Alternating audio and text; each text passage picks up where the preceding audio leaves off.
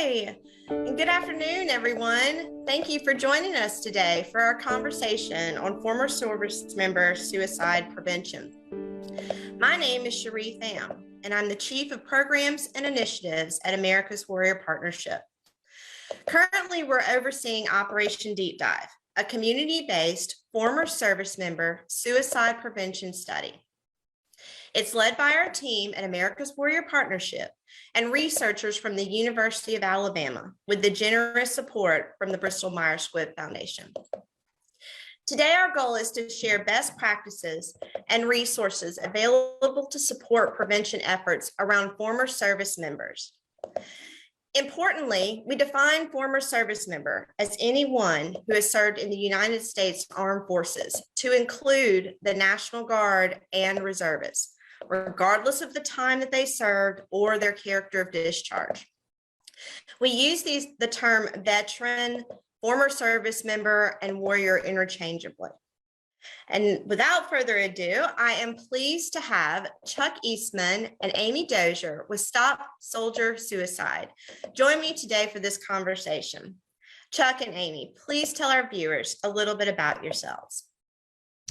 Yeah, hi, thanks, Cheree. Thank you so much for having us. It's a complete honor to be here with you guys. And to everybody watching today, thank you for joining us. My name is Amy Dozier, and I'm calling in from Apex, North Carolina, and I am the Donor Success Manager for the Black Box Project here at Stop Soldier Suicide. Hi, everyone.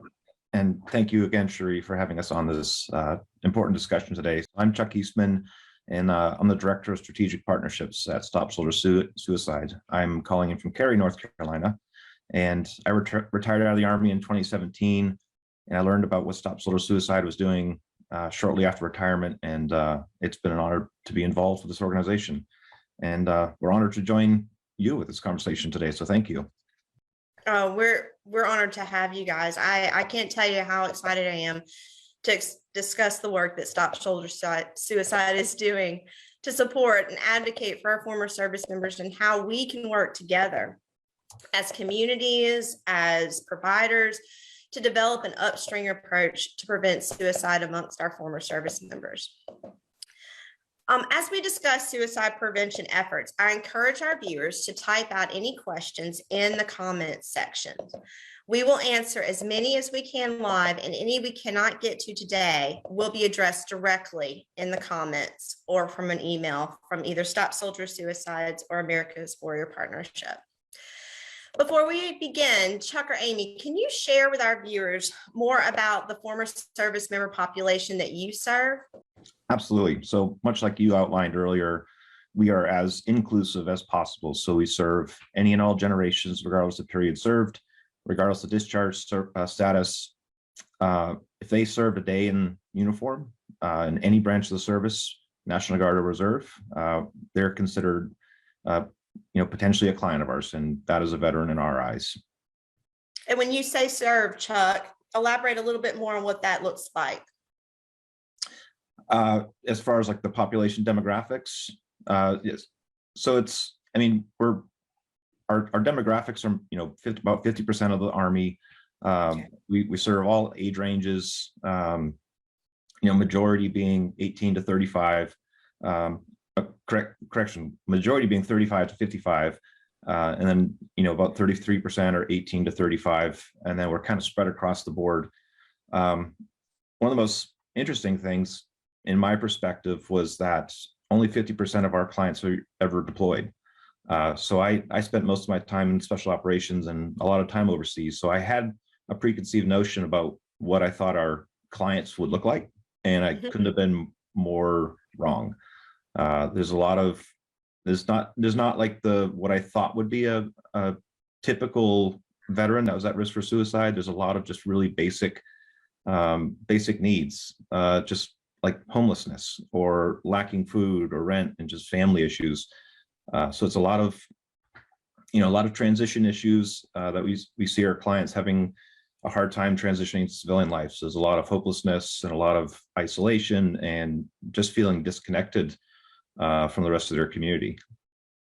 Yeah, sure, absolutely. We talk a lot about when we're talking about suicide that it's not a myopic situation, that there are layers, as you just described, Chuck, that come into play when our former service members start feeling hopeless, and not knowing, what to do or where to go at that point.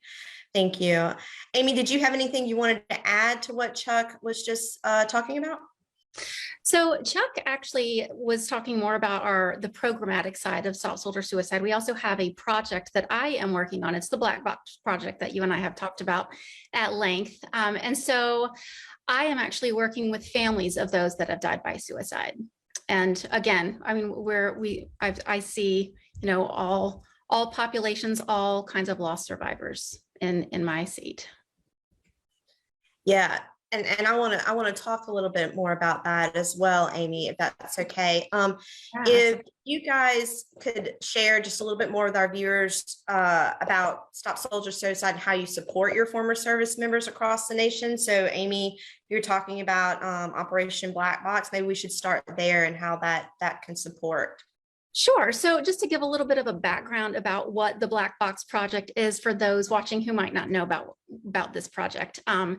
In short, it is a project that is aimed to capture the digital footprint of somebody in crisis. It is working with these families of those that have died by suicide. It is extracting the data off of their cell phones, their laptops, their computers, any kind of smart device that they may have owned.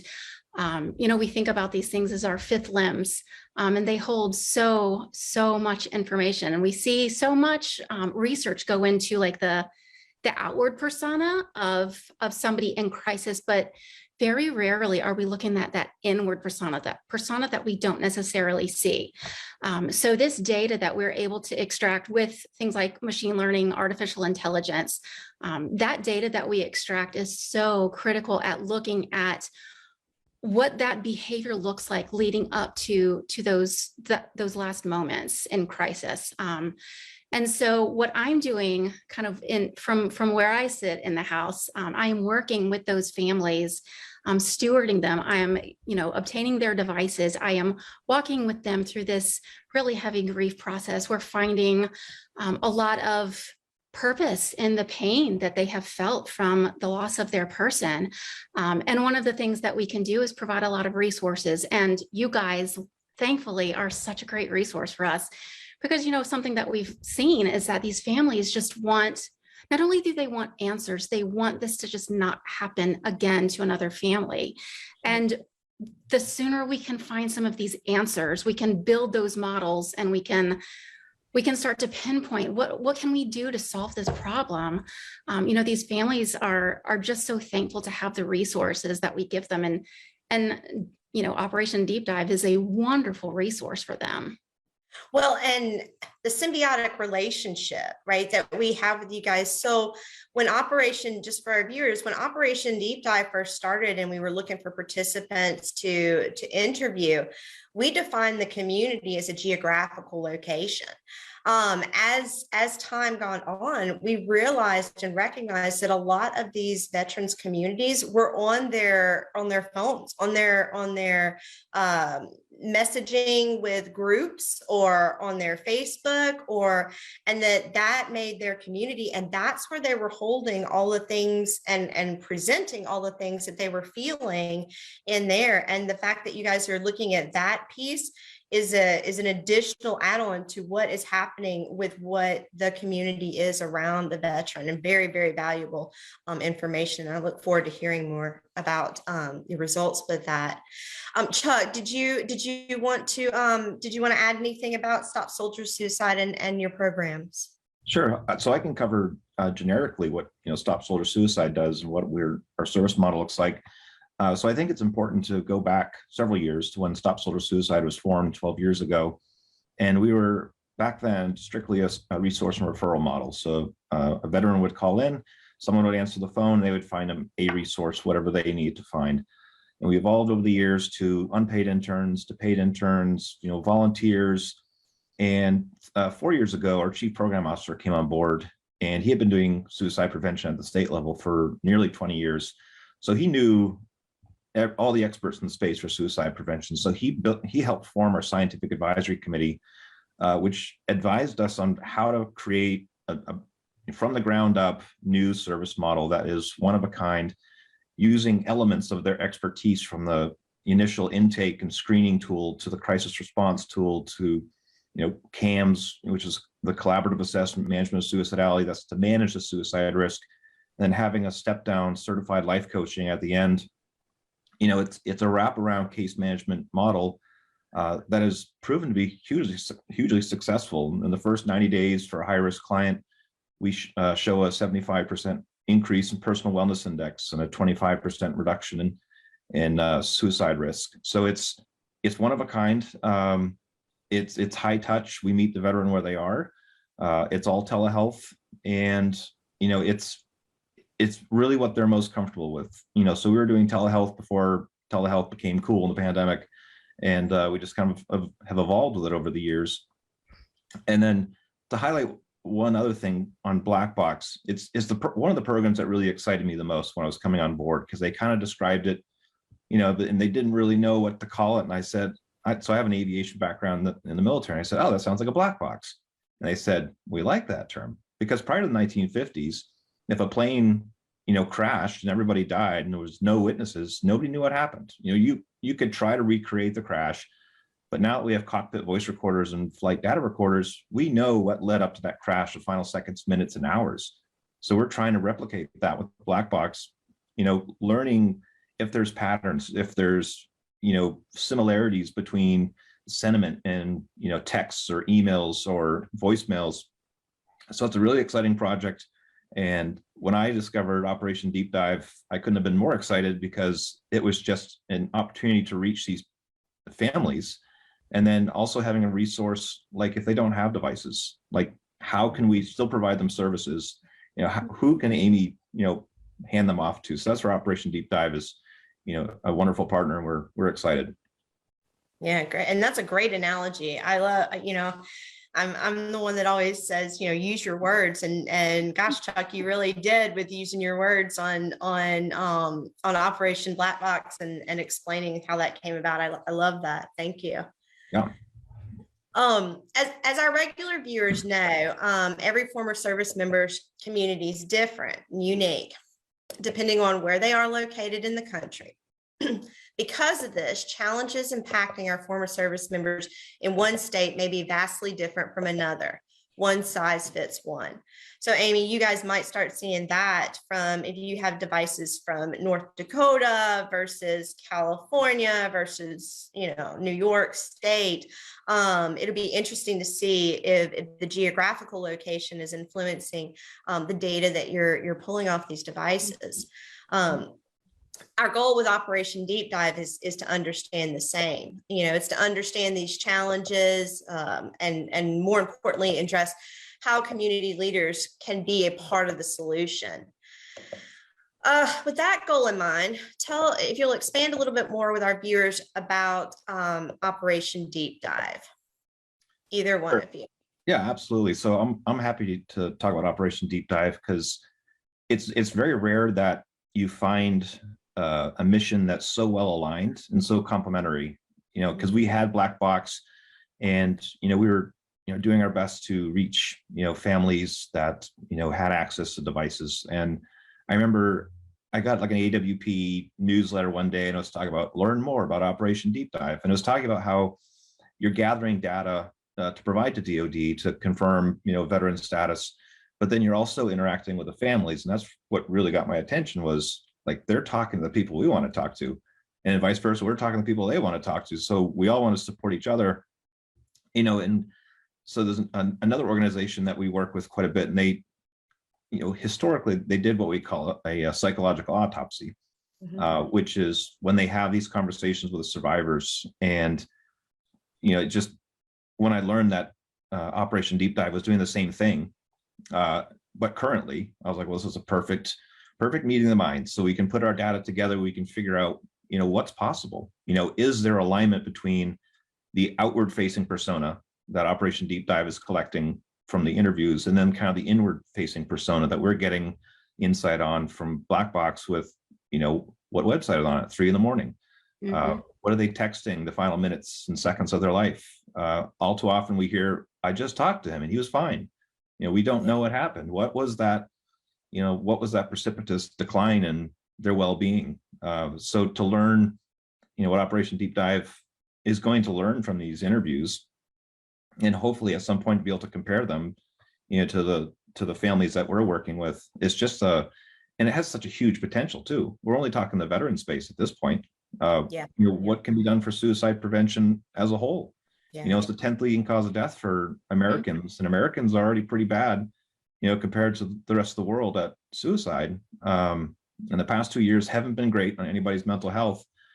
So how do we get ahead of it? And it's working collaboratively with, organizations like yours that, we really hope we can get a few steps ahead of this. And, everybody, the cliche is upstream intervention will save lives, but where's the best place to intervene? I think that's what Operation Deep Dive and Stop Soldier Suicide will learn, is like, what is that really critical point in this person's life? What's the critical interaction with the families that Operation Deep Dive can identify? What's that critical message that we might be able to flag on social media that was missed by family and friends?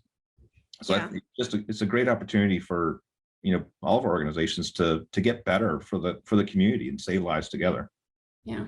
I'd love to piggyback off that, if that's okay, Cheree. Absolutely. Listening to you about, all the data that's being collected and how we can, put all of this together to write the story. I think of it in Black Box Project because I do work with these families so closely.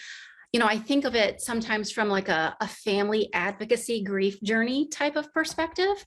When I came on this project, my job was device acquisition. I was here to retrieve these devices. And what I learned really quickly is that was a very, very small part of my job. My job was opening the door for these families to share their stories. And so I would acquire their devices and I would get all the logistical information. But very soon I realized that we were providing this really safe space for them to openly talk about their loved one, their person, their loss, the suicide story, the pain that they were feeling. And I felt a little ill-equipped in the beginning, and I would document, and I would hold all of these stories so close, and I would use as much trauma information as I possibly could to give them the grief support that they needed, right? And I finally went to my boss one day. I said, I'm not just getting devices. I'm hearing a lot of stories, and I feel like this is really relevant, and it's got to live somewhere.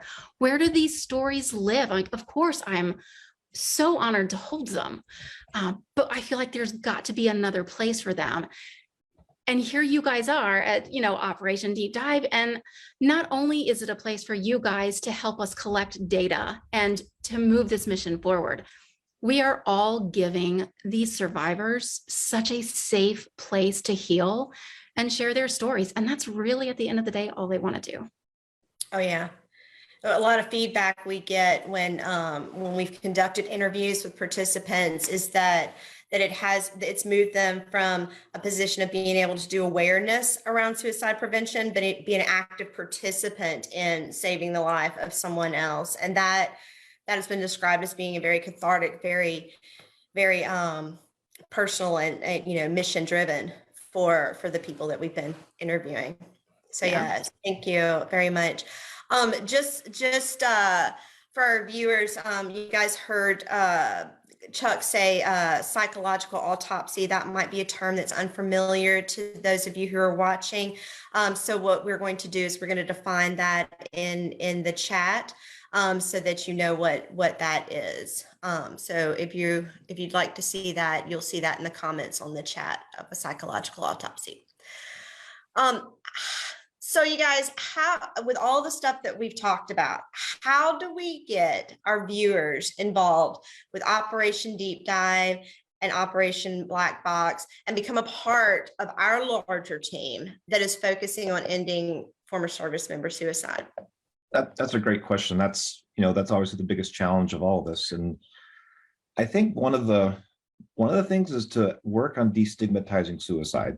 like when I first started working for Stop Soldier Suicide, people asked me, like, oh, what are you working on? I'm like, under my breath, I'm like, Stop Soldier Suicide, because there was like this stigma over suicide, and I just had to get over it. And my job is to, work on saving lives of my brothers and sisters that I've served with. So everyone just having a better understanding about what suicide is, how it can be prevented, and then being active, being active on Facebook and social media, so Twitter and LinkedIn and Instagram. Like when the lockdown happened in 2020, we were kind of left in a conundrum for, well, how do we raise funds now? And we started Facebook challenges for getting people outside, and that was wildly successful. So, just working, collaboratively as an organization, sharing your content, if you can share our content, and then just talking openly about suicide, and then if there is anybody listening that, has challenges that they want to talk to somebody about, there are a myriad of resources. We have our opinions of the Veterans Crisis Line, but there are other options that are available. Last year we became a 24/7 crisis line. So 24/7, somebody can reach out and talk to a person at Stop Soldier Suicide, or they can go to our website, so stopsoldiersuicide.org, and you can click Get Help, and it's completely confidential. You can even refer somebody else if you're concerned for a loved one or a friend. You can do a third-party referral, and then a wellness coordinator will call you back and talk you through the process of how do you convert your loved one or friend to become a client of ours, because there are privacy and HIPAA concerns that we don't want to cross any lines. But 24/7, they can call 844-907-1342, and they'll receive, they will talk to a real person. And if they leave a message in the middle of the night, they'll get a call back within 15 minutes. Or if they do a Get Help in the middle of the night on the web form, they'll get a call back in 15 minutes. So we know that it's it's very important that there's timely response, and that they get somebody to talk to, that line doesn't hang up on them or redirect them to somebody else. But there's a lot available, and we just ask that, again, going back to the stigma, it's okay to not be okay. And if you're someone listening and you're in a tight spot and you don't feel like everything's going really well, it's okay to talk to somebody. So you can call us and we'll be there for you. Great, thank you so much. And we'll post that information in the chat as well, for viewers for after the Facebook Live conference call. It's something. Amy, did you have anything else you wanted to add about how individuals, groups, organizations can support our efforts? Yeah, I mean, I echo everything Chuck just said 1,000 times over. I would also add, I feel really, really fortunate to work at Stop Soldier Suicide, because they foster a sense of transparency and openness around mental health topics. And so I think I would also say, wherever you work, wherever you live, in your friend group, in your Facebook groups, on your LinkedIn profile, wherever you are, social media, real life, be honest, be open about your own life. I mean, show me the person who's never struggled. I would encourage everyone to maybe just open up a little bit more, as much as they're comfortable. Just open up about your own struggles sometimes. Just talk to somebody just about something that you're going through. Just start to really open up, have those conversations, those hard conversations about mental health, and don't be afraid of the word suicide. It's not a horrible word to say. It's actually, I think that the more we talk about it, the less stigmatized it becomes. So that's really the only thing I would say, is just really, really start here, be open, be honest. Don't be afraid to have those hard conversations, and be vulnerable, and encourage your friends and your family to do the same. Yeah, and I'm just going to echo the both of you is, no matter how small your following is on your social media, there's likely a former service family member or caregiver in your network who's going to benefit from the information that has been shared today. So I think that's what Amy and Chuck are saying, and I'm echoing it, is let everyone know about the resources that are out there. Is there anything additional that Amy or Chuck you would like to add that No, you I haven't mean, already? no, I've been looking forward to this discussion because, the partnership is a long time in the coming, and it's just kind of a perfect alignment of missions and perfect alignment of people served. So, as they say, a rising tide lifts all boats. So, we're kind of in this together, and we're both working towards the same cause. So it's an honor to be here today. Yeah, absolutely. Amy, did you have anything else to add? Are you good? I think that's just about everything. And maybe the only thing I would add too is, from my black box perspective, something that I'm seeing a lot of is that when I do work with a family whose loved one has died by suicide, that the risk for subsequent suicides goes up significantly in that family. And we all know that this is not an individual problem. Suicide doesn't just affect that one person or that one family. It's a community problem. It's a nationwide problem. It's a world problem. And it's just meetings like this just speak to the fact that we have to come together and collaborate and put the system together so that it works better for our service members and veterans. 100% agree. Chuck, would you mind telling, oh, I'm sorry. I didn't mean to interrupt you. Go ahead. No, I was only going to add, I was blissfully unaware of the veteran and active duty suicide problem when I was on active duty. And it wasn't until I learned more about Stop Soldier Suicide, about, the statistics behind the number of suicides. I would just encourage people to get more educated on the problem of veteran suicide. I mean, the fact that there's 5 times more post 9/11 veterans that have died by suicide than soldiers, sailors, airmen, Marines killed in combat in Iraq and Afghanistan, 20 years of war is staggering. It's just to learn that, I'm twice as likely to die by suicide because I'm a veteran. To learn statistics like every single suicide impacts 135 people. To learn that on a public health cost is $1.2 million in public health costs per suicide. I mean, the statistics are staggering.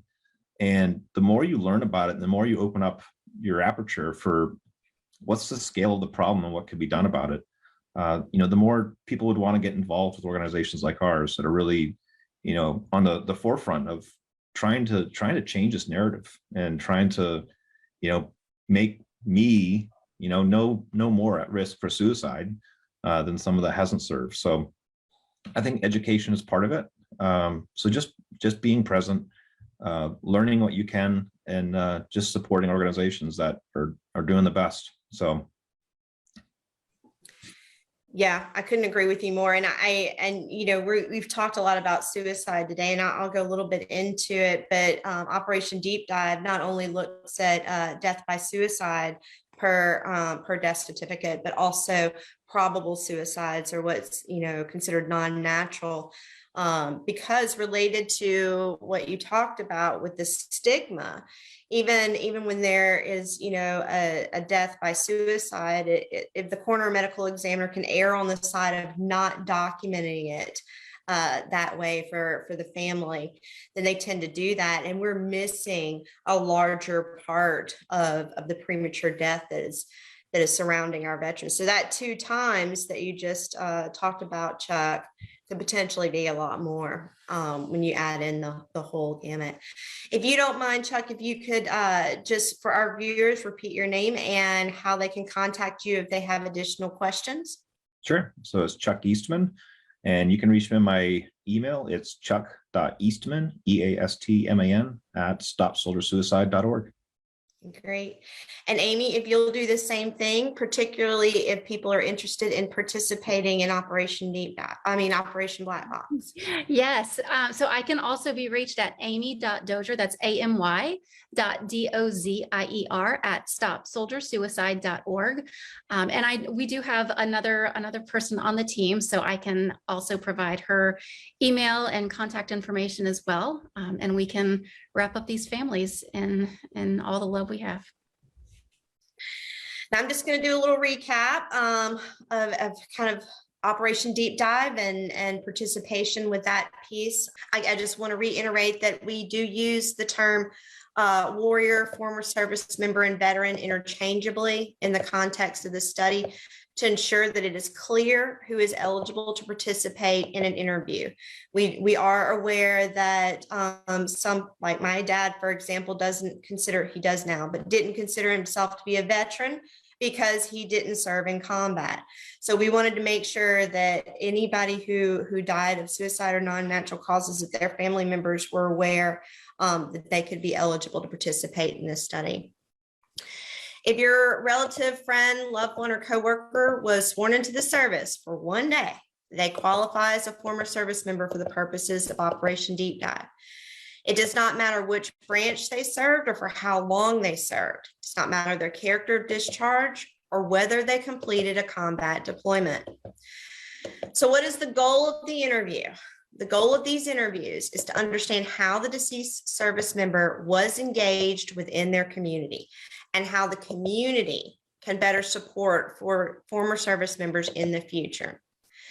In order to participate, you must be 18 years or older, a relative, loved one, friend, or coworker to a veteran who died by suicide or self-injury causes such as overdose, asphyxiation, accidental gunshot, drowning, suicide by law enforcement, or high-speed single driving accident within the last 24 months, excuse me.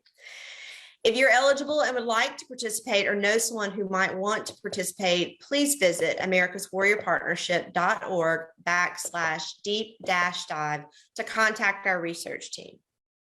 Okay, that's all the time we have for today. I thank you all for joining our discussion, and please stay tuned to the America's Warrior Partnership Facebook page for information on future Operation Deep Dive and Stop Soldier Suicide media updates. Thank you all. Thank you. Thanks.